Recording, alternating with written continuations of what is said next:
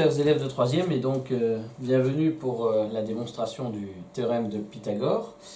Oui, au fait, pour rappel, la raison de la casquette, il faut aller voir dans le tuto. Hein, c'est un problème de coupe de cheveux qui est terrible. Et donc, si vous avez remarqué dans toutes les vidéos, je change chaque fois de couvre-chef. Quand j'aurai épuisé le stock, évidemment, vous pourrez lancer des paris et vous demander qu'est-ce que j'aurai sur la tête à la prochaine vidéo. Ça, c'était le petit clin d'œil. Donc voilà, nous allons donc faire une des 370 démonstrations possibles du théorème de Pythagore. Donc évidemment, il nous faut un triangle rectangle. Rectangle on a ici, hypoténuse BC. Donc on va définir, pour se simplifier, la vie des lettres pour chacun des côtés. Donc voilà ce même triangle, hein, le voilà. Donc vous retrouvez ABC. L'hypoténuse, on va l'appeler A, minuscule. Le petit côté, ce sera C, et le côté moyen, B. Donc du plus grand, plus petit, forcément ABC. Alors, on va travailler sur ce triangle et on va construire des choses. C'est assez simple, vous allez voir. Donc, sur l'hypoténuse de ce triangle, nous allons construire un carré. Voilà. Voici un carré. On va aussi tracer ces deux diagonales. Voilà, nous traçons les diagonales pour obtenir en fait le centre du carré, qu'on va appeler R. Alors R, c'est pas évidemment un hasard si on a nommé cette intersection des diagonales R, parce que nous allons faire tourner le triangle ABC autour de R, voilà, de chaque fois 90 degrés, dans le sens des aigus d'une montre, donc le sens anti-trigonométrique. Donc voilà, vous faites tourner une première fois le triangle, il vient se positionner là. Vous repartez de celui-là, de nouveau, rotation, il vient se positionner ici, et vous le faites encore une fois. Voilà, et vous arrivez ici. Donc le triangle, une fois, deux fois, trois fois. Et vous retrouvez évidemment, puisque c'est une rotation, donc elle conserve les longueurs, les aires, vous retrouvez évidemment avec 4 fois le même triangle. Alors vous remarquerez aisément, et ça peut se démontrer vu que c'est une rotation de 90 degrés et qu'on fait tourner un triangle qui est déjà rectangle, en fait vous avez forcément angle droit ici, angle droit là, et vous avez la perpendicularité des côtés et de leurs images. Tout ça pour vous dire que votre ADEF est lui-même un grand carré. Voilà. Et chacun de ces angles droits, c'est justement l'angle droit du triangle original. Et comme on a fait une rotation de 90 degrés, avec déjà un angle droit, je le disais, les côtés sont perpendiculaires, vous avez un carré.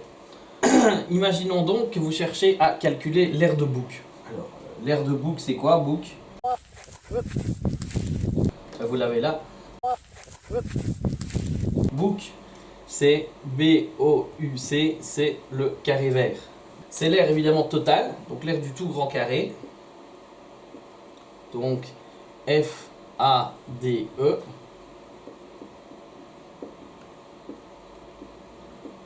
À laquelle vous devez évidemment enlever, si vous prenez l'aire totale, vous enlevez les 4 triangles jaunes. Donc si vous enlevez les jaunes, il vous reste forcément effectivement l'aire verte. Donc 4 fois l'aire du triangle ABC forcément.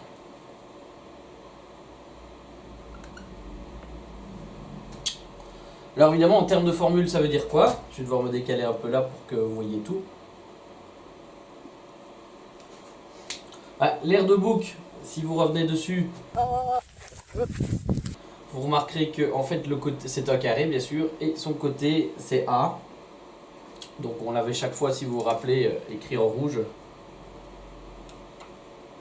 Voilà, c'est le même A qui est ici. Hein. Voilà, c'est ceci, c'est l'hypoténuse du triangle original. Donc l'aire de boucle, c'est A carré. Ça c'est fait. L'aire de FADE, FADE, je le disais, c'est le grand carré. Et vous remarquez que le côté du grand carré pardon, est composé lui-même de 2 morceaux, 2 sections. Donc si je partage ici, voilà. Vous avez ceci, qui est le côté moyen du triangle original, donc c'est B. Donc il est là, notre B, si on le remet comme avant dans la vidéo précédente, ça c'est B. Mais pour avoir toute la longueur du côté de ce carré FADE, il faut aussi rajouter ce petit morceau-ci, voilà, qui est compris là. Et vous l'avez compris, le triangle ayant tourné 3 fois, en fait ce petit morceau-ci, CF, il se retrouve évidemment, c'est le côté AB qui a tourné. Donc en fait, c'est la longueur C qui est ici. Vous l'avez là, la longueur C. Hein, je pourrais très bien vous remettre la flèche ici. Ce serait parfaitement correct. Et voilà. Donc en fait, pour avoir tout le côté du carré FADE, vous devez additionner la longueur B. Vous additionnez la longueur B et la longueur C.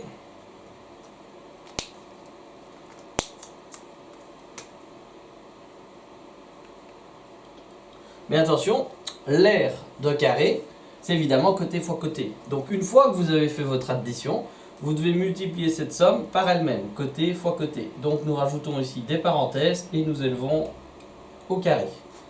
Donc c'est B plus C au carré, l'aire de FADE. À ça, bien sûr, on continue, il faut enlever 4 fois l'aire du triangle ABC. Donc la base, c'est B, tout simplement. Base fois hauteur sur 2, hein, l'aire d'un triangle. Voilà. Et on divise évidemment par 2.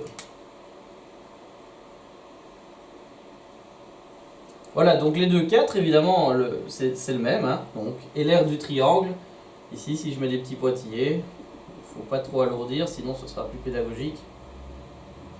Alors, ligne suivante, il y a deux choses à faire, il y a du travail là-dedans. Hein. Vous retrouvez toujours là-bas un carré. Toujours l'aire de BOUC, de bouc. Ça, c'est un produit remarquable de deuxième. Hein, vous avez le carré d'une somme. Donc, évidemment, on va le développer. Donc, vous connaissez votre formule, c'est B carré. Dans la formule, vous le savez, vous avez le double produit. Donc, plus 2 fois le produit, c'est B fois C. Et vous devez évidemment rajouter le deuxième carré, donc C au carré. Voilà, vous retrouvez ces carrés. Derrière, le 4 et le 2, bien sûr, se sont simplifiés, numérateur, dénominateur. Donc ici, on peut simplifier. Vous obtenez 1 en bas, qu'on ne remettra pas, et 1, 2 ici au-dessus. Donc, votre soustraction de 4 fois l'aire du triangle, quand vous simplifiez le 4 avec le 2, ça donne tout simplement moins 2, qui est toujours là, c'est ce 2-là, 2 simplifié. Et au-dessus, qu'est-ce qu'il vous reste? BC. Que voilà. Alors la magie opère, voilà, c'est fini, j'ai envie de dire, on a gagné, on est au théorème de Pythagore, puisque le terme ici, les deux BC là, vous les retrouvez là. Donc plus 2BC et moins 2BC, ça s'annule. Qu'est-ce qu'il vous reste? Il vous reste l'égalité que nous cherchons à démontrer. Vous avez toujours depuis le début l'aire du carré vert, donc un carré, l'aire de bouc. Qu'est-ce qui reste dans le membre de droite? B carré plus C carré. Et comme dirait Euclide, on pourrait le faire à l'ancienne. Voilà, pour changer un peu, QED et non pas CQFD, quod erat demonstrandum. En grec ancien, c'est comme ça qu'Euclide terminait ses démonstrations. Donc vous l'aurez de toute façon sur les feuilles. Donc dans un triangle rectangle, le carré de l'hypoténuse est égal à la somme. Vous pensez que l'angle droit fait plus, hein. C'est une façon aussi mémotechnique de visualiser. Vous prenez votre angle droit, vous faites un plus, hop, vous voyez, c'est presque le symbole plus. Donc en vous rajoutant bien sûr les carrés, donc le carré de l'hypoténuse est égal à la somme des carrés, B carré, des deux autres côtés, B carré plus C carré. Voilà la formule qu'il a. Donc voilà une des démonstrations possibles du théorème de Pythagore. On va voir donc maintenant comment on peut utiliser cette formule. Donc la formule du théorème de Pythagore, évidemment, vous pouvez l'utiliser de trois façons différentes. C'est logique, il y a trois côtés à un triangle rectangle. Donc premier cas, vous connaissez la mesure du plus petit côté C, vous connaissez la mesure du côté moyen B, et vous cherchez évidemment la mesure du plus grand côté, l'hypoténuse. Donc vous notez, évidemment, on repart toujours de l'égalité du théorème. Donc hypoténuse au carré égale somme des carrés des deux autres côtés. En fait, c'est exactement le même principe qu'une équation, c'est une égalité comme toutes les autres. Donc vous cherchez un carré, là il est déjà isolé dans le membre de gauche, donc il n'y a rien à faire. Et bien sûr, vous savez que pour passer de A carré à A, puisqu'on cherche A, nous allons prendre des deux côtés la racine. Et donc vous allez finalement trouver A qui est égal à, il n'y a plus le carré, la racine carrée de B carré plus C carré. Alors sur la calculatrice, ça dépend des calculatrices, mais ici il s'agit bien de prendre la racine carrée de la somme des carrés. Donc il ne faut pas juste prendre la racine carrée de B carré et puis rajouter C carré. Je vous conseille éventuellement, si votre calculatrice n'est pas logique ou si vous hésitez, vous pouvez à la calculatrice rajouter des parenthèses. Donc d'abord la touche racine, vous ouvrez la parenthèse, vous faites votre B carré plus C carré, vous fermez la parenthèse et vous faites histoire pour être certain que vous preniez bien la racine de la somme des carrés. Donc ça c'est le premier cas, c'est le cas évidemment très simple puisque vous cherchez l'hypoténuse. Donc deuxième cas de figure, ici vous cherchez à trouver B, donc le côté moyen. Là dans la formule, laquelle on repart toujours, B carré bien sûr n'est pas tout seul dans le membre de droite. Donc l'objectif va d'abord être d'isoler B carré. Donc pour l'isoler, vous avez le plus C carré qui est du mauvais côté. Donc on va aller le mettre de l'autre côté, mais vous savez bien que un terme qui change de membre change de signe. Donc vous obtenez là, il est parti de l'autre côté, mais il devient moins C carré.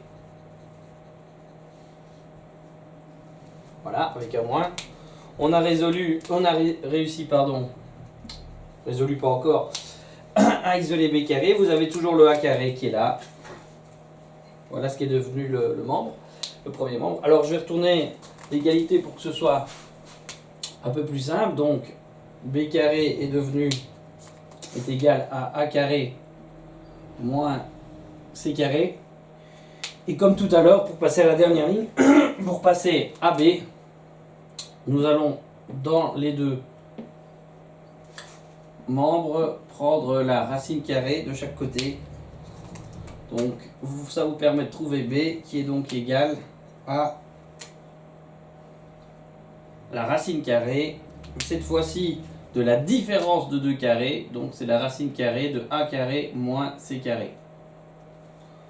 Remarquez que c'est tout à fait logique, pourrait pas être autre chose ici, enfin si ça pourrait être plus bien sûr, mais par contre vous ne pouvez pas permuter A carré et C carré, vous ne sauriez pas faire l'erreur entre les deux lettres, entre les deux autres lettres. Vous cherchez B, forcément vous mettez les deux autres lettres dans la racine. Alors vous pouvez vous demander oui mais laquelle d'abord, la formule ici tout simplement à cause du changement de signe donne évidemment un moins devant le C carré, mais dans une racine carrée vous ne pouvez évidemment avoir que et rien que, je le rappelle, quelque chose de positif ou nul. Or, A étant le plus grand des côtés du triangle, C étant forcément plus petit que A, si jamais vous aviez du C carré moins A carré, vous êtes dans l'erreur, puisque vous aurez en fait une quantité négative ici dans la racine. Et vous savez bien que vous ne pouvez pas prendre la racine carrée d'un nombre négatif. Donc c'est forcément toujours ici A carré moins une autre lettre. On va le constater ici dans l'exemple. Où cette fois-ci, ce qu'on cherche, c'est C, c'est le plus petit côté. Donc on est reparti, c'est exactement le même jeu. Donc on va isoler C carré. B est au mauvais endroit. Il va donc passer de l'autre côté.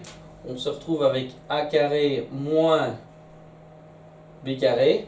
Changement de signe. On a bien notre C carré de l'autre côté. Je retourne l'égalité pour des questions de lisibilité, c'est tout. Et je finis comme je l'ai fait tout à l'heure, 2 fois déjà. Je cherche C, donc je prends la racine carrée des deux côtés, j'obtiens C. Et de l'autre côté, j'ai la racine carrée de A carré moins B carré. Et là, on peut évidemment faire la même remarque. L'algèbre nous donne évidemment cette formule-ci qui est juste. Mais on peut aussi, toujours par l'algèbre, se dire c'est une question de logique dans les deux lettres. La soustraction elle est triviale, laquelle je peux mettre avant l'autre, forcément le plus grand côté étant A, B étant le moyen, vous ne pouvez donc, comme tout à l'heure, vous ne pouvez pas avoir de quantité négative dans votre racine, ça veut dire forcément que c'est A carré d'abord et B carré après. C'est une façon de ne jamais se tromper, donc quand vous aurez la soustraction des carrés dans votre racine, c'est toujours forcément A d'abord, puisque c'est le plus grand côté et que vous ne pouvez pas prendre la racine carrée d'un nombre négatif. Voilà, ça c'est la transformation de la formule. Donc comment on l'utilise dans chaque cas, soit pour trouver A, soit pour trouver B, soit pour trouver C, c'est assez simple. Donc ce qui va suivre derrière, évidemment, Ce sont des séances d'exercice et quelques applications. Merci beaucoup et à la prochaine vidéo. Au revoir.